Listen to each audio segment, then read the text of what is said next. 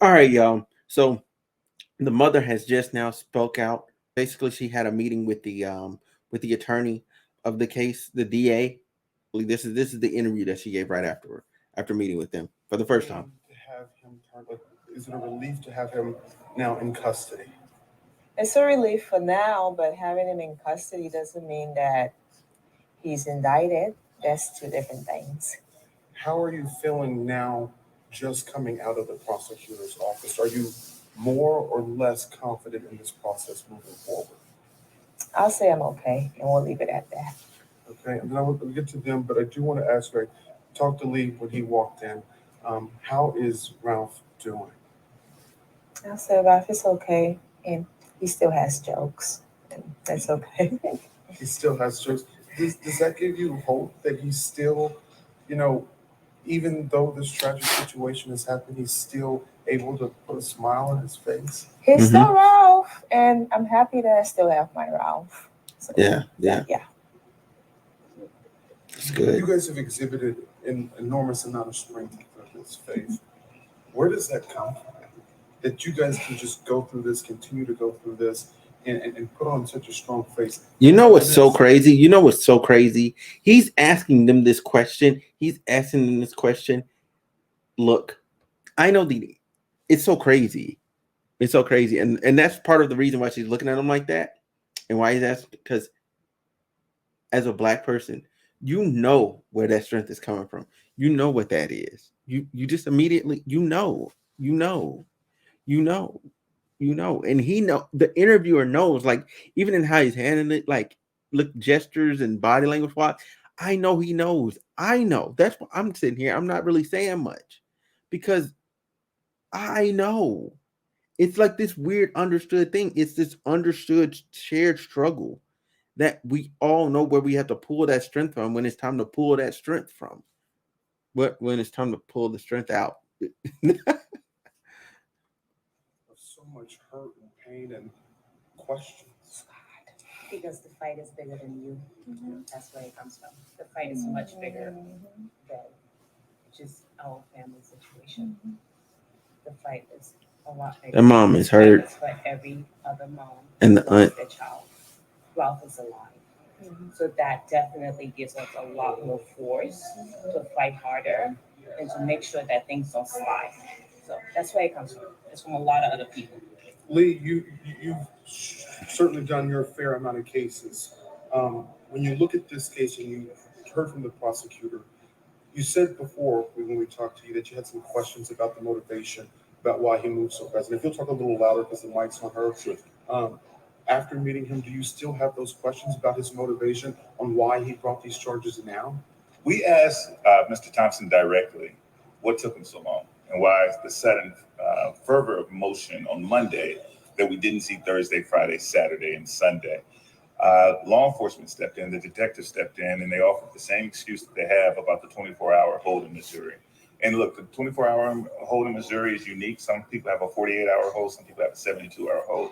But within those 24 hours, they were able to get a witness statement to have more than enough probable cause to make an arrest. And it's a pretext they're standing behind because they are embarrassed about their lack of action, that they had to be shamed into action. It would be easier for me and his family if they just came out and said it. We made a mistake. We'll do better. They haven't done that. You're about to go address a community that is hurting, that still, as you said, has a lot of questions on why this person, it took so long to get him into custody. When you go and address those crowd and those people that have supported you from day one, what's your message to them? Thank you. None of this happens unless the community stops and says, I'm exhausted with this. This is not enough. We won't stand for it. And the people who are gathered today to support us, right? People who have gathered over the last 72 hours, absolutely correct. Have made the difference. When you go, and I don't know if you're going to go. The aunt is beautiful, by the way. I have to go home to Ralph. You have to go home to Ralph. But if you could say a message, send a message to Kansas City, to this community that Faith was out there with us on Sunday, that rallied behind him when he was still in the hospital, that rallied behind your family. What would you say to them? I'll say thank you for Ralph. Thank you from me, and thank you from every mother that has lost a child, and thank you from every mother that has a child injured unnecessarily. This shouldn't be happening. I got two more questions for you, then I'll let you guys go, I promise. Number one, that conversation with the President of the United States.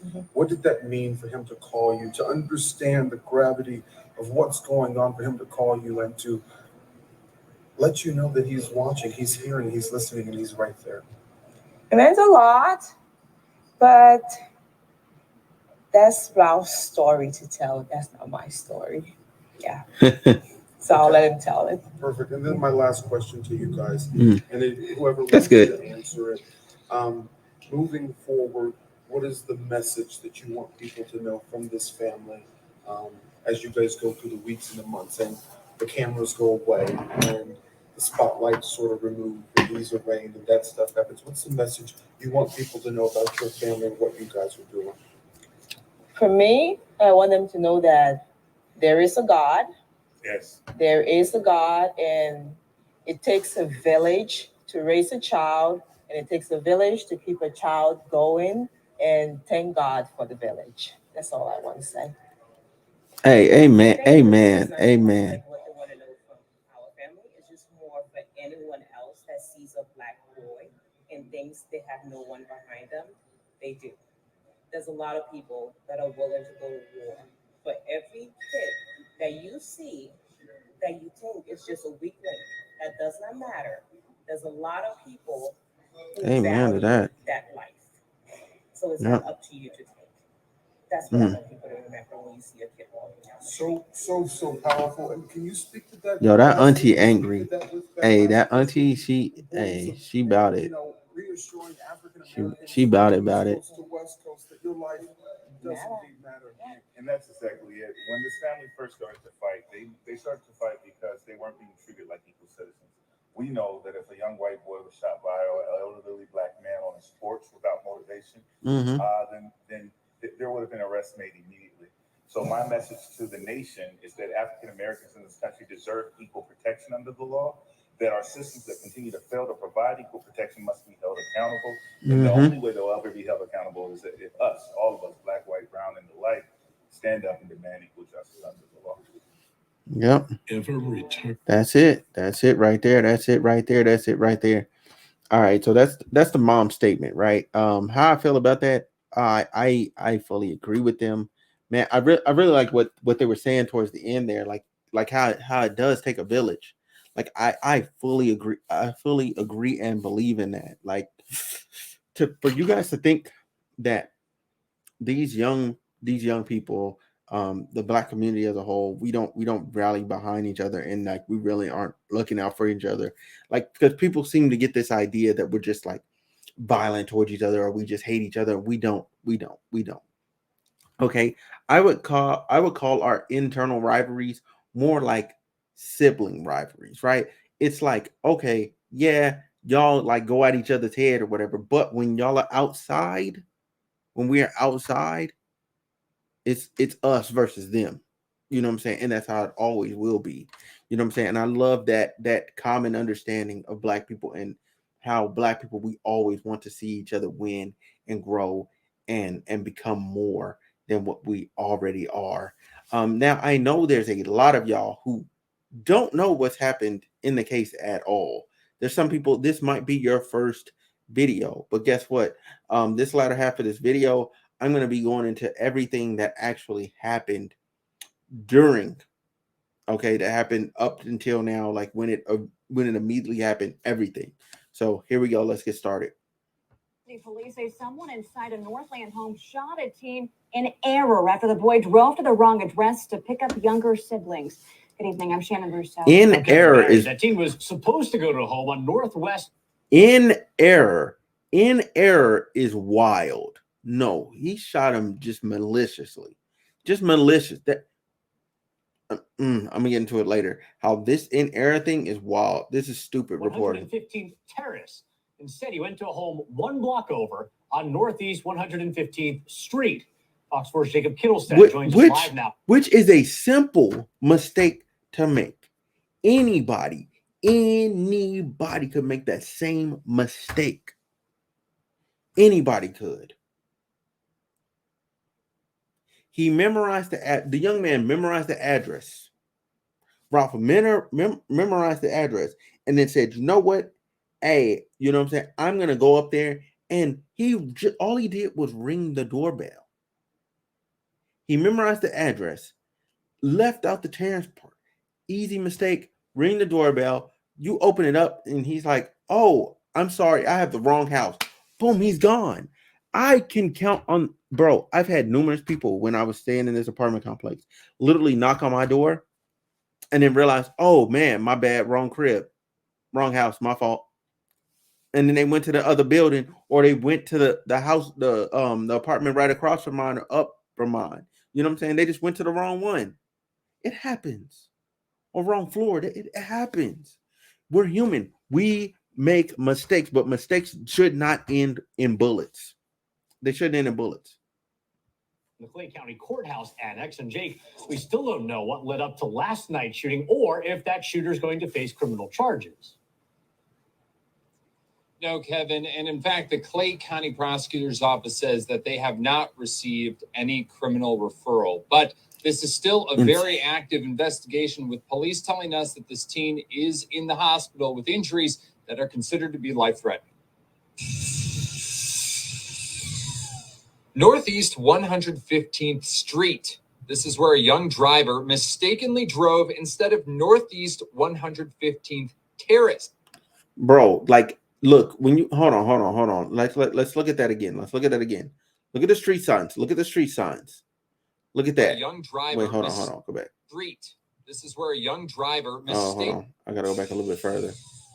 So Northeast 100. Look at that. Look at that sign. Look at that. Really look at that sign. And then look at the next one. Street. This is where a young driver mistakenly drove instead of Northeast 115. Bro, look, them signs, I'm gonna keep it a band. They're nearly identical. Why? Excuse me. Why is 115th Street and 115th Street again right next to each other? Why? That's what I really want to know.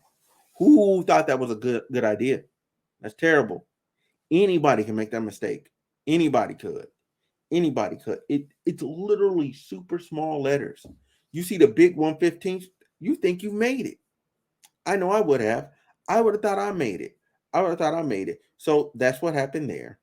And then what you have after that is, boom, you have protests because they hadn't arrested the guy, like they said at the end of that video. Shut it down! Shut it down! Our streets! Our streets! Our streets! Our streets! Our streets! Our streets! Our streets! Our streets!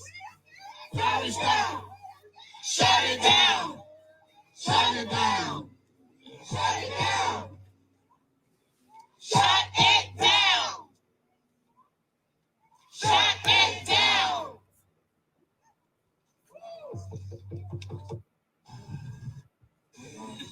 So yeah, that's the protest. That's the protest that happened over there. And now after the protest, like, because they were feeling embarrassed. Boom, then this happened. Watch. 84-year-old Andrew Lester is charged with the shooting Andrew of 16-year-old. Look at this man. This man looks like an evil villain. He looked like a Batman villain. That's what he looked like. He looked like the anti-Joker. He looked like Penguin and the Joker mixed together and got sad. All right. Yarl, well, he has just surrendered and is now in custody. NBC's Antonia Hilton has been covering this case for us. Former prosecutor Charles Coleman is back with us. Antonia, people seem not to know where he was for a while. Obviously, now we're waiting to know where he was. He's 84 years old. Where could he have gone? He's 80. He's 84. Dude, there's a later thing. You're gonna be able to see him in court. Bruh can't even move on his own like that. So where'd he go? Or more from jail officials. We would expect a booking photo, but what more do we know? That's right, Chris. For hours this morning, community members and the family were continuing to ask, why hadn't Andrew Lester already been booked? And, earlier, right after the shooting, he was briefly detained, but very quickly released. That's part of what fueled the protests in the community for days. Today, there was also a school walkout with kids trying to show their support for the 16-year-old. He's now out of the hospital and back home recovering. But this is really what the community has been demanding now for days on end. They wanted to see that booking photo. They wanted him to be behind bars. And so this news is surely going to be met with some relief from the community, but there's additional. So look. The reason why everybody in that school could just walk out the way they did is because Ralph is a good kid. He is a stand-up kid. He plays saxophone in the band. You know what I'm saying? Like he gets good grades. I don't know much else about him, but I do know that he's a good kid. He ain't got no disciplinary actions taken against him. None of that. Good kid, straight arrow. You know what I'm saying? Can be something in life. You know what I'm saying? And I would hate to see that this injury and this situation be something that sets him backwards. Hopefully, it's something that, as unfortunate as it is, can propel him forward and help him become an even better individual. But we got one more video right here. Well, actually, two more videos, because I do want to show y'all how embarrassed the DA looked. Questions still here. A lot of the folks that we've talked to here at NBC have asked the question of, why he's facing these two charges, first degree assault and the second armed criminal action, but not facing a hate crime charge at this time. That's been a major part of the discussion here that we heard from the prosecutor last night, that there was an acknowledgement of a racial component to this case, but that's really the extent of what we know. What else might prosecutors be aware of here? What other motivations might be at play? The community is still demanding. Okay, so look, I'm gonna keep it a band. Like, pushing for a hate crime charge isn't always necessarily like the smoking gun.